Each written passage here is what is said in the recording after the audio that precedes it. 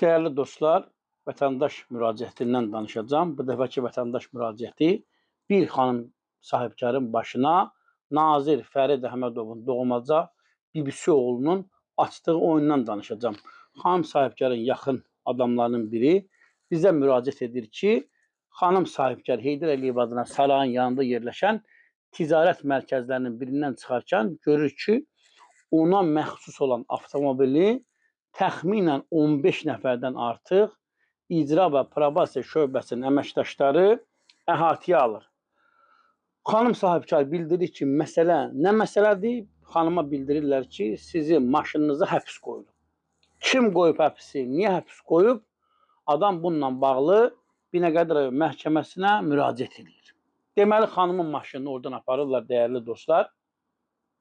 Yerləşdirirlər Ədliyyə Nazirliyinin penitensiar xidmətinə məxsus olan duracaqda. Niyə Daxili İşlər Nazirliyinə məxsus olan duracaqda yerləşdirilmir? Niyə Ədliyyə Nazirliyinə məxsus olan duracağı yerləşdirilir? Bu ayrı bir mövzudur. Deməli, xanım başına gələn bu hadisə ilə bağlı məhkəməyə müraciət edir. Fevral ayın 13-ü 2026-cı ildə Binəqədi rayon məhkəməsində xanımın lehinə qərar çıxarılır məhkəmədə və maşının üzərinə qoyulmuş həbs aradan qaldırılsın və maşın da təbii ki, xanıma qaytarılsın. Bu günə kimi xəbər yoxdur, dəyərli dostlar. Xanım sahibkar məhkəmə qərarının icrası ilə bağlı icra və probasiya şöbəsinə müraciət edir. Heç bir xəbər yox, məhkəmə qərarının icrası həyata keçirilmir və orada da icraçılar bildirirlər ki, xanıma məsələ yuxarıdan göstəriş verilməlidir.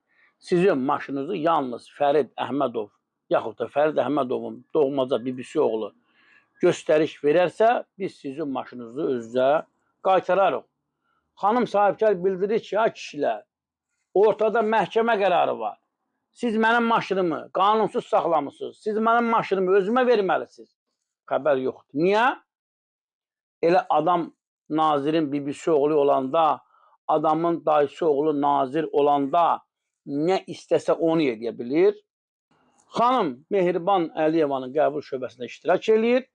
Xanıma orada yüksək səviyyədə köməklik olunur, dinləyirlər xanım sahibkarı və şəxsən Ədliyyə Nazirliyinin müavininə göstəriş verilir. Bu günə kimi xəbər yoxdur, dəyərli dostlar. Xanım təkrar prezident administrasiyasında prezidentin köməkçisi Fuad Ələsgərovun qəbuluna gedir. Fuad Ələsgərov xanım sahibkarı yüksək səviyyədə qəbul edir. Xanımın əlində məhkəmə qərarı, hörmətli Fuad Ələsgərov mənim başıma Nazir Fərid Əhmədovun doğmaca BBC oğlu oyun açır. Fuad Ələsgərov orada icra xidmətinin rəisi Vidadi Məmmədovu ayağa qaldırır. Ona şəxsən göstərir verir ki, gedin xanım sahibkarın problemini dərhal həll eləyin. Bu günə kimi heç bir xəbər yoxdur. Niyə Fuad Ələsgərovun göstəriş verdiyi adam icra şöbəsinin rəisi, icra xidmətinin rəisi niyə Fuad Ələsgərovun göstərişini həyata keçirtmir? Bax, sual buradan yaranır, dəyərli dostlar. Niyə?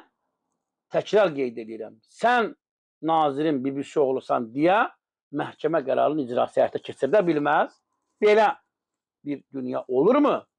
İndi ondan da ayrıca danışacağım, dəyərli dostlar. Xanım sahibkar Nazir Fərid Əhmədovun Qobustan şəhərində keçiriləcək vətəndaş qəbulunda iştirak edir. Gedir vətəndaş qəbulunda iştirak etmək üçün nazirin əməkdaşları xanıma yaxınlaşırlar. Sizin nazirlə qəbulunuzu biz məzmununu bilməliyik. Xanım da məcbur qalır orada. Qəbulun məzmununu deyir nazirin əməkdaşlarına. Mən Fərid Əhmədovla ona görə görüşmək istəyirəm ki, Nazir Fərid Əhmədovun doğmaca BBC oğlu illərdir mənim canımı boğazam yığıb. Məni xəstəliyə salıb. Məni o qədər əsəbləşdirib, mənə o qədər əsəb verib, mənə o qədər zülm eləyib ki, mən ürək əməliyyatı keçirtmişəm.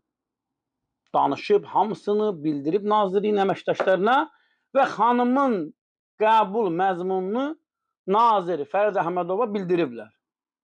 Nazir xanım sahibkarı qəbul etməyib, dəyərli dostlar. Etməyəndə xanım başlayıb qışqırmağa. Deyib, sən necə qəbul keçirdirsən? Saat 11 deyil, sənin qəbulun necə qutara bilər? hörmətli Daxili İşlər Naziri Vilayət Eyvazovun qəbulu 2 gün davam edir rayonlarda. Bir Allahın qulu olmur ki, o adam qəbula düşməsin, yaxud dərdini deməsin.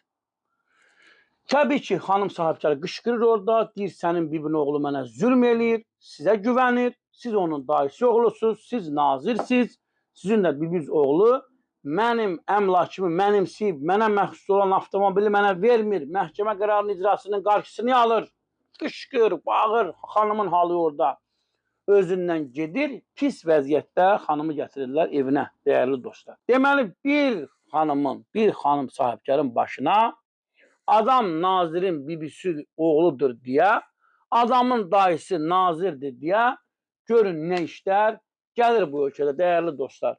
Qarşı tərəfin mövqeyini işıqlandırmağa hazıram. Şifahi yazılı Ədliyyə Nazirinin adı keçir burada, Fərid Əhmədovun, onun bibisi oğlunun haqqında danışıram. Kimin mövqeyi olarsa, kim qarşı tərəf olaraq mövqe bildirmək istəyərsə, mən onun mövqeyini işıqlandırmağa hazıram, dəyərli dostlar. Mövzuya təkrar qayıdacağıq. Məsələ bizim diqqətimizdə qalacaq, dostlar. Yayımımızı bəyənin, paylaşın, kanalımıza abunə olun. Sağ olun, sağlıqla qalın.